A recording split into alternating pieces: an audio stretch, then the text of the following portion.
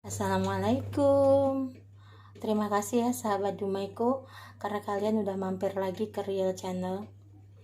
Aku membuat ini tidak untuk menghakimi atau untuk mendiskreditkan seseorang, tapi apa yang ku alami ini semoga tidak terjadi sama kalian.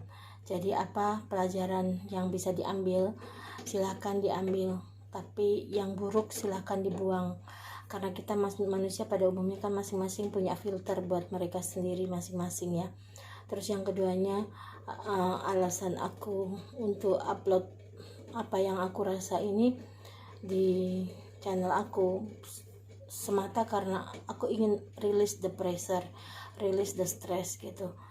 Aku tidak berniat untuk menghakimi orang, ataupun aku juga tidak berniat untuk menzalimi orang atau apalagi mendiskreditkan seseorang, tapi aku hanya ingin apa yang aku alami ya semoga tidak terjadi sama kalian. Semoga hubungan kalian dengan suami baik-baik aja. Gini ya guys, aku tuh suka heran dengan suami aku gitu. Doyan banget namanya pelakor, doyan banget namanya perselingkuhan gitu. Kayaknya wanita 1, 2, 3, mungkin dengan jari 10 aja gak cukup buat dia. Aku gak tahu apakah ini penyakit ataukah memang ini adalah pola asuh yang salah ya, karena mungkin dia backgroundnya dulu melihat kalau bapaknya juga doyan main perempuan gitu. Saya juga nggak tahu gitu, hanya Allah yang tahu kebenarannya kan. Aku tidak memungkiri kenyataan kalau aku itu sangat kesal gitu, sangat kecewa ya, marah ya namanya dikhianati ya. Semua orang, semua manusia di bumi ini, terutama perempuan yang sudah bersuami, pastinya nggak pengen kan ya rumah tangganya rusak hanya karena pelakor. Kalau rasanya munafik kalau kita nggak punya rasa marah atau rasa kecewa, itu rasanya munafik banget, karena itu jelas-jelas mengganggu kehidupan kita gitu. Dan satu hal pelajaran yang aku kutip adalah menjadi baik aja nggak cukup gitu. 2 tahun aku dikhianati sama suamiku, mungkin lebih ya dari 2 tahun. Mungkin sudah terjadi ketika awal pernikahan, cuman dia masih rapi menyimpan semuanya. Tapi namanya bangkai kan ya, makin kesini disimpan kayak manapun pasti akan terkuak suatu harinya gitu. Dan aku baru menyadari bahwa mereka sanggup buat ini semua ke aku secara kecil gitu ya, dan seperti nggak punya hati. Itu 2 tahun terakhir gitu aku perhatikan. Jadi aku bukan hanya ditusuk oleh suamiku dari belakang, tapi juga oleh mertuaku gitu. Terlepas dari hal baik yang sudah aku lakukan ke semua selama ini, ya memang menjadi baik aja mungkin nggak cukup buat mereka, karena takaran mereka mungkin uang yang banyak gitu. Jadi aku kalau direfresh balik ke kisah sebelumnya gitu, kakiku jadi kepala, kepalaku jadi kaki untuk memenuhi kebutuhan mereka. Jadi apapun aku sebisa mungkin itu selalu membuat mereka tuh happy. Gimana caranya supaya kecukupan dalam keadaan posisi yang paling tidak punya pun, aku pengen semua orang bahagia gitu, dan aku pengen membahagiakan mereka. Tapi rupanya itu salah gitu, bahwa sebaik apapun kita atau sebanyak apapun yang kita berikan kepada manusia-manusia seperti mereka, itu tidak akan pernah cukup, karena yang di mindset mereka adalah how to earn more money gitu. Jadi percuma juga kalau kita menyesali sebenarnya. Jadi ini bukan suatu pengungkitan, tapi terlebih pada ya nextnya gitu, bahagiakan diri kita dulu, baru kita bahagiakan orang-orang yang sekeliling kita. Karena apa yang terjadi kemarin itu aku sampai mengesampingkan ke kebutuhan aku sendiri gitu. Aku memprioritaskan mereka semua. Aku selalu menaruh mereka sebagai di prioritas yang paling atas buat aku, tapi ternyata aku menjadi prioritas mereka yang terakhir gitu. Jadi ya mungkin ini nasib buruk aja ya. Mudah-mudahan beneran, aku berdoa semoga ini tidak terjadi sama kalian. Terus aku tuh sebenarnya udah menangkap gelagat mencurigakan itu sudah lama. Suamiku itu jadi pandai bersilat lidah. Terus untuk menutupin semuanya kan, dulu perselingkuhannya halus gitu, sehingga kalau suamiku di rumah itu hampir nggak kelihatan karena dia selalu matikan HP. Dia bilang katanya di rumah pengen berduaan aja sama aku, pengen suasana tenang sama aku, tanpa teknologi, tanpa apapun gitu. Jadi dia matikan HP dari dulu. Kalau awal nikah dulu dia suka taruh HP itu di meja, jadi aku bebas mau lihat pun bebas gitu. Tapi di tahun-tahun terakhir itu nggak pernah, dia selalu umpetin, nggak tahu aku ngumpetinnya di mana. Karena baru-baru aku mau lihat, mau ambil HP-nya, baru sentuh tasnya sedikit aja dia udah marah nggak karuan gitu. Entah apa yang disembunyikan di balik tasnya, aku juga nggak tahu. Terus aku curiga, tapi karena dia suamiku gitu, aku berusaha nutup aib suamiku gitu. Aku berusaha menjaga marwah suamiku supaya dia nggak merasa kalau ketika di rumah adalah neraka baginya. Jadi apapun yang dia mau aku ikutin gitu. Nggak boleh ada handphone, nggak boleh pegang handphone, nggak boleh apapun itu aku ikutin gitu. Jadi hanya ada dia dan aku gitu. Terus tapi rupanya itu juga nggak berlangsung lama, karena sering kali juga di tengah malam sekitar pokoknya di atas jam 12 ya, itu ada telepon masuk berkali-kali gitu, ada SMS yang aku sering, kadang aku curi-curi gitu pas waktu dia tidur, aku lihat gitu ya, dari seseorang yang entah tidak disimpan namanya di dalam HP ya, bunyinya macam-macam lah yang secara harfiahnya itu sangat, buat aku sangat menjijikkan gitu. Yang sampai ada kalimat yang dia bilang katanya suamiku nggak balik rumah lagi, nggak balik rumahnya dia lagi, terus dia menunggu sampai menggigil kedinginan katanya, atau dia rindu sama suamiku, rindu belayan sentuhan. Terus dia bilang kalau ya macam-macam lah yang kata-katanya adalah kata-kata dewasa vulgar. Tapi setiap kali aku tanya, suamiku bilang entahlah siapa buat itu, aku nggak ada simpan pun nomornya, jadi aku nggak tahu gitu. Ngapain sih ngeributin nomor telepon yang nggak jelas siapa, atau untuk apa ngeributin WA atau SMS dari orang yang tidak aku kenal. Kalau terus kata dia alasannya, ngapain juga gitu ngeributin, kita berantem untuk telepon dari mereka orang-orang yang tidak aku simpan nomornya. Dia selalu bilang gitu. Jadi menurut dia mereka adalah bukan orang-orang penting yang tidak perlu dirisaukan oleh aku, istrinya. Jadi kembali lagi aku tuh nurut gitu, aku berusaha menjadi istri yang baik lah gitu. Karena ketika aku memutuskan menikah itu adalah untuk beribadah, bukan untuk nafsu sesaat ya, nafsu semata gitu, bukan. Terus datang silih berganti perempuan-perempuan itu satu persatu, sampai yang aku pergokin pernah satu kali gitu, tapi dia selalu mendinai gitu, selalu bilang enggak ada, semua teman gitu. Oke. Terus jadi intinya apapun yang dia buat, dia selalu berusaha mengelabui aku, dan itu ternyata dilakukan juga oleh orang tuanya. Jadi aku nggak tahu ya mereka kenapa sekeji itu sama aku gitu. Tapi aku cuma sekarang ini cuman merasa bersyukur aja gitu, bahwasanya aku sudah lepas dari lingkaran setan itu gitu. Kebayang ya kalau hidup masih dengan mereka gitu, yang otak mereka hanya uang. Kalau nggak ada uang ya berarti nggak sayang, abang nggak sayang.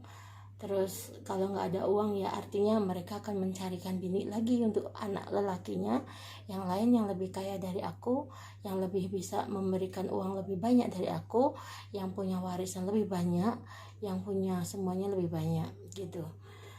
Jadi terus keduanya, Tuhan maha baik. Biarpun aku sudah menikah selama 5 tahun ya sama dia, tapi aku belum dikasih keturunan, karena mungkin Tuhan tahu gitu bahwa aku akan mengalami ini semua gitu. Jadi mungkin kalau dengan anak gitu, ada anak di antara kami, mungkin tidak akan begitu mudah gitu rasa ini terpisahkan, karena masih ada anak gitu kan. Jadi alhamdulillah, bukan aku tidak pengen punya anak, aku juga pengen punya anak. Tapi kan kita nggak bisa order ya sama Tuhan. Tuhan aku minta order deh, aku hamil besok, terus besok aku hamil gitu. Aku juga nggak bisa order gitu, bahwa Tuhan aku minta hidup yang sangat baik, hidup yang sangat menyenangkan, hidup yang sangat indah, tanpa ada perselingkuhan, tanpa ada rumor yang lainnya gitu. Kita nggak bisa order. Yang bisa kita lakukan adalah kita menjalani hidup sebaik-baiknya, karena semua itu sudah digariskan sama Tuhan, dan kita pun hidup di dunia ini juga hanya sementara, karena kehidupan yang abadi, kehidupan yang kekal justru kehidupan di akhirat. Makanya aku nggak terlalu pusing gitu, nggak terlalu pusing dengan urusan yang terjadi dengan suamiku saat ini gitu. Karena cerita ini berawal itu dari tahun 2018 bulan Oktober, saat pertama kali suamiku meninggalkan aku, never say goodbye, nggak pernah ngasih tahu dia mau pergi kemana, terus dia mau ngapain, untuk tujuan apa. Pokoknya dia pergi aja dari rumah, barang-barangnya semua dibawa sama dia, nggak ada satupun yang tersisa. Terus udah gitu HP dimatikan, nggak bisa dihubungi, nggak bisa dikontak, terus nggak bisa dicari di mana keberadaannya, aku nggak tahu gitu. Dan itu sampai dengan sekarang. Jadi dia datang dan pergi. Mungkin memang dia nggak siap untuk berkomitmen. Makanya saat sekarang dia sudah memberikan aku surat pernyataan untuk menolak aku merasa bahagia. Karena apa? Artinya sudah jelas. Terlepas dari dia nulis atau enggak, atau terlepas dari dia nulisnya sadar atau enggak, tapi aku merasa hidupku sekarang adalah jauh lebih baik. Aku bisa nabung, aku bisa membahagiakan diriku sendiri, aku bisa beli ini, bisa beli itu, aku bisa main ke sini, main ke sana gitu. Kalau dulu kan nggak bisa. Kalau dulu semua uang itu larinya seolah-olah sama mereka semua. Jadi aku tuh sampai nggak punya uang pun gitu ya, nggak punya uang pun aku harus mengusahakan supaya gimana caranya ada uang gitu.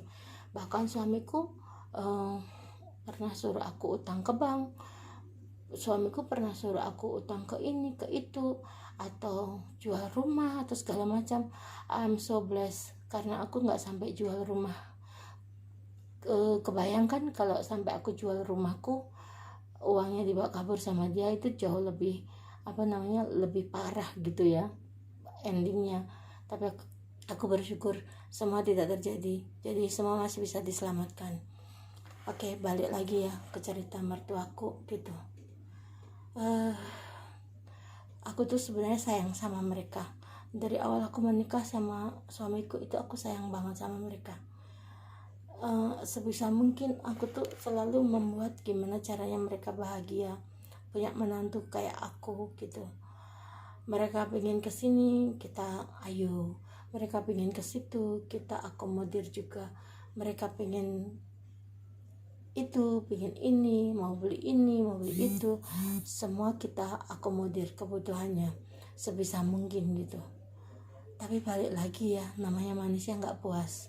Dan hal yang paling menyakitkan itu adalah ketika 6 bulan yang lalu aku baru tahu kalau mertuaku menemani atau mendampingi suamiku untuk melamar ya, untuk datang melamar ke seorang perempuan janda, anaknya 3 di Pekanbaru sana. Padahal nih ya, selama ini mertuaku selalu bilang sama aku, nggak ada, kami pun udah larang dia kawin lagi, nggak ada, kami nggak mau kok kalau dia nikah lagi, nggak ada, kami jelas melarang. Mama pun marah, kata bapak mertuaku, mama pun marah lah kalau sampai itu terjadi, katanya gitu.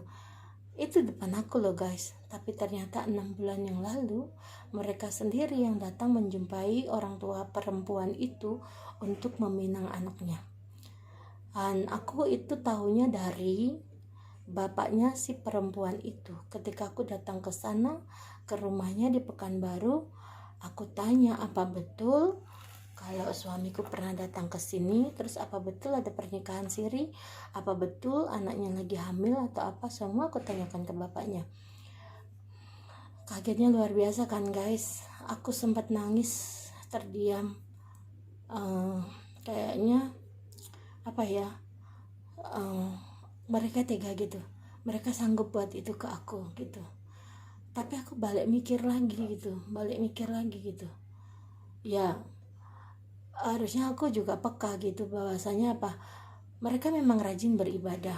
Kedua orang tua suamiku itu rajin beribadah, betul. Tapi kenapa ya hidup mereka susah? Kenapa hidup mereka itu kesusahan gitu? Di masa tuanya nggak bahagia gitu, masa tuanya nggak happy, nggak damai gitu. Aku baru tahu bahwa karakter bapaknya atau mungkin ibunya juga ya, yang sesungguhnya adalah tidak baik. Kalau di mana-mana kan namanya orang tua itu membimbing anaknya supaya nggak salah jalan gitu kan, memperkuat iman Islamnya atau apa. Ini mah enggak, justru sebaliknya gitu, orang tuanya lah yang maksa supaya dia kawin lagi gitu. Kalau suaminya aku bisa menafkahi aku, misalkan 1 bulan dia bisa kasih puluhan juta ke aku, atau nggak usah puluhan juta deh, dia kasih gajinya dia konsisten ke aku setiap bulan, mungkin. Terus kalau dia mau kawin lagi, mungkin aku masih bisa pertimbangkan ya, karena namanya kebutuhan seksual, mungkin dia libidonya tinggi gitu. Tapi ini kasih makan aku aja nggak sanggup gitu. Anaknya memang ganteng, tinggi, gede, kayaknya orang nggak bakal percaya lah kalau dia nggak punya duit gitu. Penampilannya selalu elegan apa segala macam gitu. Tapi pertanyaannya, apakah mereka tahu bahwa suamiku nggak pernah ngasih aku nafkah gitu? Kalaupun mereka tahu gitu, kenapa mereka punya hati gitu, datang pergi melamarkan janda 3 anak itu buat anaknya gitu? Padahal mereka jelas-jelas tahu bahwa aku pun belum dinafkahin sama dia. Bahkan aku juga yang menafkahi keluarga dia di Batam. Aku juga yang memberi support dana untuk suamiku, yang aku nggak tahu gajinya dia habis kemana gitu.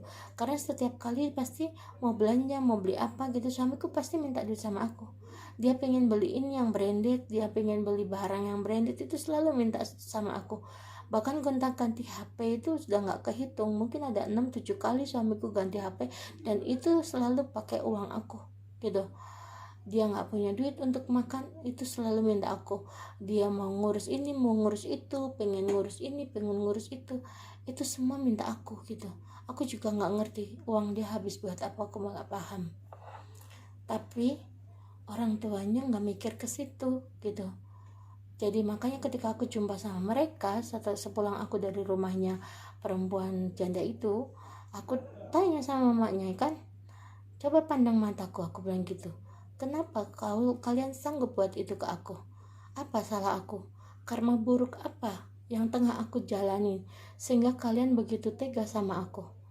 Itu namanya orang tua itu dua-duanya nggak berani mandang muka aku, kanan kiri gitu, nggak berani ngeliat aku. Sampai aku bilang sama mamanya, "Mak, tolong lihat aku, tolong lihat mataku," aku bilang gitu. Ada nggak aku buat salah sama mama? Ada nggak aku nyakitin mama? Ada nggak aku nyakitin Ato? Ada nggak aku buat kesalahan yang tidak bisa terampuni sehingga kalian tega nusuk aku dari belakang? Itu nggak bisa jawab dua-dua manusia itu gitu. Makanya aku bilang, ini memang udah nggak benar gitu. Badan mereka manusia, tapi hati mereka seperti binatang gitu. Jadi aku nggak tahu gitu, mereka rajin ibadah buat apa, aku juga nggak paham. Tapi anyway, aku sudah memaafkan. Kembali lagi, aku harus bisa memaafkan, aku harus bisa melupakan. Tapi aku juga nggak menafik, kalau aku keinget ya aku kan keinget gitu kan, betapa sanggupnya mereka seperti itu ke saya gitu. Setelah apapun yang aku lakukan selama ini tuh kayaknya nggak ada artinya gitu, buat mereka tuh nggak ada artinya gitu. Terus sepulang dari situ, aku tuh sampai saking marahnya waktu itu ya, saking marahnya tuh aku bilang gini sama Tuhan, Tuhan gitu, jangan cari aku ketika mereka orang tuanya mati dan mereka nggak bisa masuk ke liang kubur gitu. Karena aku sudah saking marahnya waktu itu gitu. Tapi sekarang sih aku udah istighfar banyak-banyak, mudah-mudahan itu sih tidak terjadi gitu, tidak terjadi, karena aku sudah mulai belajar memaafkan, mengampuni mereka gitu. Jadi itulah kesakitan aku yang luar biasa. Perihnya aku dikhianati, bukan dari suamiku aja, tapi dari mertuaku juga. Itu luar biasa. Dan adik-adik beradiknya dia pun Tiba-tiba semua unfollow Facebook aku, langsung keluar, langsung aku diblok, langsung semuanya diblok. Padahal aku sendiri berbuat salah sama mereka juga nggak pernah gitu. Segitu takutnya mereka dengan aku. Padahal mereka yang buat salah. Tapi jadi mereka juga yang melakukan itu semua. Hebat kan? Nah, dari situ kita belajar ya. Kembali lagi, namanya pola asuh itu tidak bisa memungkiri kenyataan. Kita di-create seperti apa dari kecil oleh orang tua kita akan menentukan masa depan kita. Jadi mudah-mudahan ya, aku memang belum pernah jadi orang tua karena aku belum punya anak. Tapi paling tidak bagi kalian yang sudah punya anak gitu, jadilah orang tua yang baik gitu. Asuhlah anak-anak kalian dengan penuh penuh keberkahan gitu. Yang pola asuhnya itu ya dalam kebaikan, dalam syariat Islam gitu, yang baik gitu. Jangan sampai seperti kejadian nanti dewasanya seperti apa yang aku lihat ya mereka lakukan gitu, dan itu sangat frontal sekali gitu. Jadi balik lagi ya saudaraku, aku tidak mau menangis lagi karena itu sudah lewat, tapi aku juga tidak munafik bahwa itu sangat menyakitkan. Sampai sekarang aku belum bisa lupa. Mudah-mudahan setelah ini ada kebahagiaan yang Tuhan sudah siapkan, karena aku yakin kalau Tuhan mengambil sesuatu dari kita itu pasti akan digantikan dengan yang lebih baik. Itu aja ya teman-teman. Mudah-mudahan hari ini hari indah buat kalian.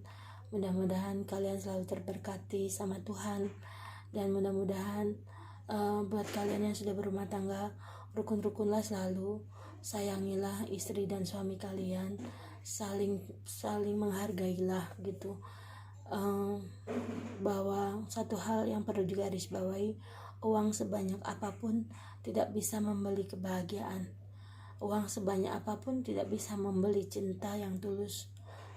Uang sebanyak apapun tidak bisa membeli apapun di dunia ini, karena ketulusan itu datangnya dari hati, bukan bentukan gitu, yang asal bentuk, bukan. Mungkin suamiku bisa dapat banyak cinta dengan mudah, dia bisa dapatin banyak wanita dengan mudah, tapi aku meyakini bahwa cinta dia itu hanya satu untuk aku.